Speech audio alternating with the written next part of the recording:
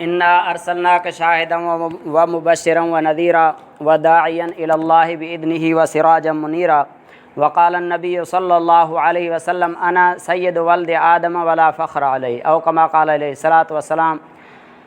मोहम्मद मुस्तफ़ा कहिए, अहमद मुजतबा कहिए, मोहम्मद मुस्तफ़ा कहिए, अहमद मुजतबा कहिए, खुदा के बाद बस वो हैं, फिर इसके बाद क्या कहिए। तो अल्हम्दुलिल्लाह ये रबीउल अव्वल का महीना है, मीलाद नबी सल्लल्लाहु अलैहि वसल्लम का महीना है। मीलाद नबी यानी सरकार दो आलम सल्लल्लाहु अलैहि वसल्लम की विलादत। तो ये वो माह मुबारक है जिसमें हमारे आका सल्लल्लाहु अलैहि वसल्लम की विलादत हुई है। तो विलादत तो इसी महीने है, इसमें कोई इख्तलाफ नहीं है। तारीख़ में अलग अलग तारीख़ें आई हैं, वो अलग बात है, लेकिन मीलाद का महीना यही है। इसी महीने में हमारे आका सल्लल्लाहु अलैहि वसल्लम की विलादत हुई है। अक्सर मुअर्रिखीन ने 12 रबीउल अव्वल तारीख़ बताई है। तो हमारे अल्हम्दुलिल्लाह उलमाए किराम और हमारे बुज़ुर्गान दीन शुरू से इसी तारीख़ पे यानी अक्सर इसी तारीख़ को लेते आए हुए हैं।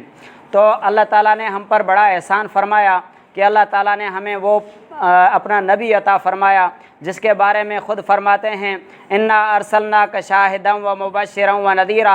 ए नबी सल्लल्लाहु अलैहि वसल्लम ने हमने आपको गवाह बनाकर भेजा। गवाही देने वाला, किस चीज़ की गवाही देने वाला? हमारे आमाल और अल्लाह के अहकामात की पर गवाही देने वाला। अपने अमल से भी हमारे नबी ने अल्लाह के अहकाम की गवाही दी और अपने कौल से, अपने कौल और फ़ेल से अल्लाह के अहकाम की गवाही। व मुबश्शिरा, और जन्नत की खुशखबरी देने वाले, नेक ईमान और आमाल वालों को जन्नत की खुशखबरी देने वाला। व नज़ीरा, और अल्लाह के नाफरमानों को जहन्नम से डराने वाला, अल्लाह के अज़ाब से डराने वाला बनाकर भेजा। व दाइयन इलल्लाहि बिइज़्निहि व सिराजन मुनीरा, और अल्लाह के हुक्म से अल्लाह के तरफ बुलाने वाला, अल्लाह की तरफ बुलाने वाला। और आगे फरमाया व सिराजन मुनीरा, और हमने आपको रोशन चराग बनाकर भेजा है। रोशन चराग, रोशन सूरज बनाकर भेजा है। जैसे सूरज के आने के बाद किसी दूसरे चराग वगैरह की ज़रूरत उमूमन नहीं पड़ती, बल्कि नहीं पड़ती, तो उसी तरह मेरे नबी के आने के बाद अभी किसी और नबी की ज़रूरत नहीं है। क़यामत तक इंसानों की कामयाबी अल्लाह ने रखी है तो आका सल्लल्लाहु अलैहि वसल्लम की ग़ुलामी में रखी है।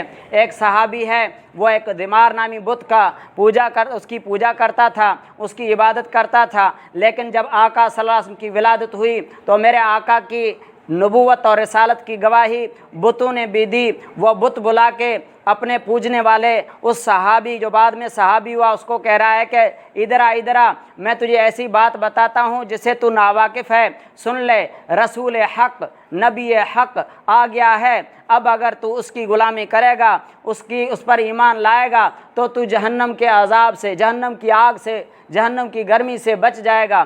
तो ये मेरे आका हैं जिसके नबूवत और रिसालत की गवाही बुत खुद दे रहा है, और गो जो है ना गवाही दे रही है, और कनकरियाँ अबू जहल के हाथ में हैं। वह मेरे आका के नबूवत और रिसालत की गवाही दे रही हैं, शहादत का कलमा पढ़ रही हैं। दरख्त ज़मीन को चीरते हुए आका के सामने झुक के मेरे आका के नबूवत की गवाही दे रही हैं। इससे चलकर दुनिया में आने से पहले का वक्त लें जब आप अपने वालिदा मोहतरमा अम्मा आमिना रज़ी अल्लाह ताला अन्हा के बतन मुबारक में तशरीफ़ फरमा हुए तो अम्मा आमिना का शोहर जनाब अब्दुल्ला वो वफ़ात पा चुके थे। तो अम्मा आमिना के जिस्म से खुशबू आने लगी। फ़िक़ा का मसला ये है, अगर औरत का शोहर फोत हो जाए तो उसको कोई खुशबू ऐसी इस्तेमाल नहीं करनी होती है।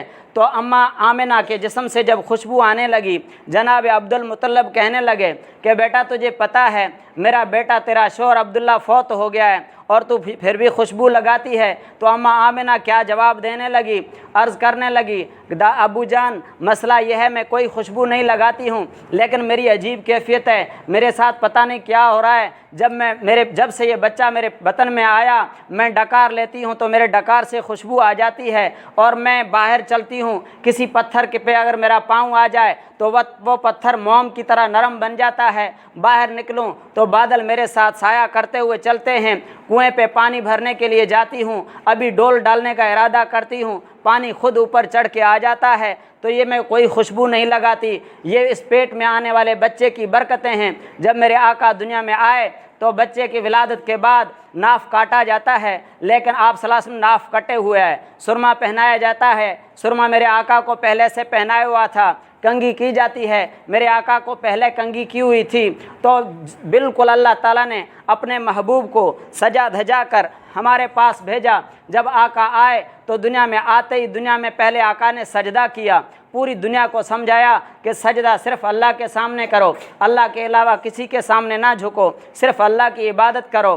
اس کے بعد میرے آقا کو جب دائی اور دوسرے جو شام ملک دور دور کے ممالک میں جو بڑے بڑے محلات تھے وہاں ان پر زلزلہ طاری ہو گیا، بت الٹے گر گئے۔ عبد المطلب فرماتے ہیں میں خود بت خانے میں تھا، میں نے دیکھا اچانک سارے بت گر گئے، میں نے کہا پتہ نہیں کیا ہو گیا، لیکن جب گھر آیا تو مجھے پتہ چلا کہ میرے گھر میں میرا جو پوتا آیا ہے یہ اس کی ہی برکتیں ہیں۔ ایسے عجیب عجیب واقعات میرے آقا کی ولادت پہ آنے لگے۔ اماں حلیمہ جب لینے آئی تو اماں حلیمہ مکہ جب پہنچی شہر میں دیات سے تو سب امیر لوگوں کے بچوں کو دوسرے دائی لے کر گئے، دوسرے خدمت گزار لے کر گئے، لیکن میرا آقا دنیا میں آیا تو غربت کی حالت میں آیا، غریب کا بچہ یتیم پیدا ہوا اور کوئی لینے والا نہیں، تو دوسرے دائی تو چلے گئے۔ اماں حلیمہ نے کہا بسم اللہ، ایسا بچہ تو میں نے کبھی دیکھا نہیں۔ جبرائیل فرمانے لگے میں نے بھی ایسا بچہ کبھی پوری دنیا میں نہیں دیکھا۔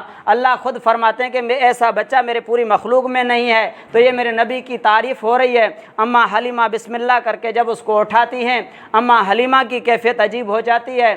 جس اونٹنی پہ سوار ہو کے آئی سب سے آخر وہ اونٹنی پہنچی کہ امیروں کے بچے چلے گئے، اماں حلیمہ کے نصیب میں یتیم بچہ رہ گیا۔ وہی اونٹنی ہے، پہلے کمزور ہے، بالکل چل نہیں لگ سکتی، لیکن جب اماں حلیمہ نے اونٹنی پہ میرے آقا کو اٹھایا تو وہی اونٹنی سارے اونٹوں کو کراس کر کے، ساری اونٹنیوں کو کراس کر کے پہلے جا کے دیہات میں پہنچتی ہے۔ جب اماں حلیمہ کے گھر میں میرا نبی پہنچتا ہے، اللہ کی برکتیں، اللہ کی رحمتیں آنے لگتی ہیں، اور جن بکریوں میں دودھ بالکل تھوڑا سا، انہی بکریوں میں بہت سا دودھ آنے لگا، گھر کے سارے برتن ختم ہو گئے، لیکن دودھ ختم نہیں ہوا۔ یہ میرے آقا کی برکتیں تھیں، یہ میرے آقا کی رحمتیں تھیں۔ تبھی فرمایا وما ارسلناک الا رحمۃ للعالمین، ہم نے آپ کو تمام جہانوں کے لیے رحمت بنا کر بھیجا۔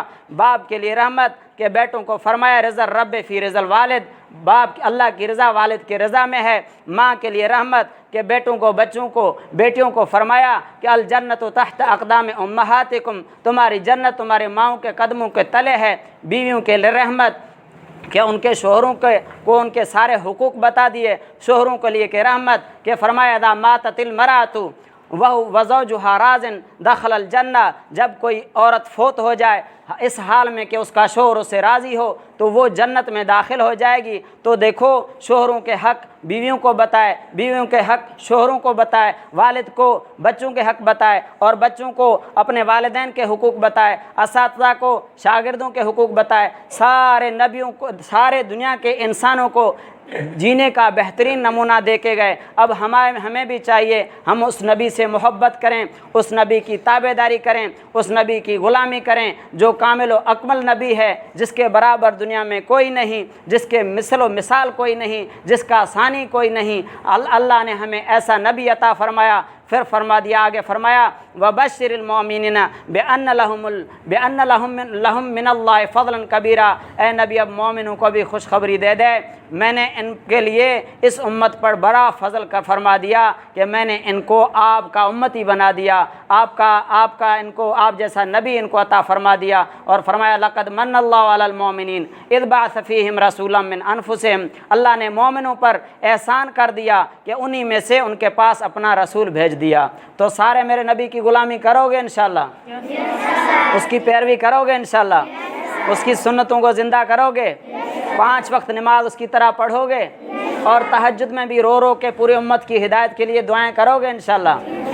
السلام علیکم ورحمۃ اللہ۔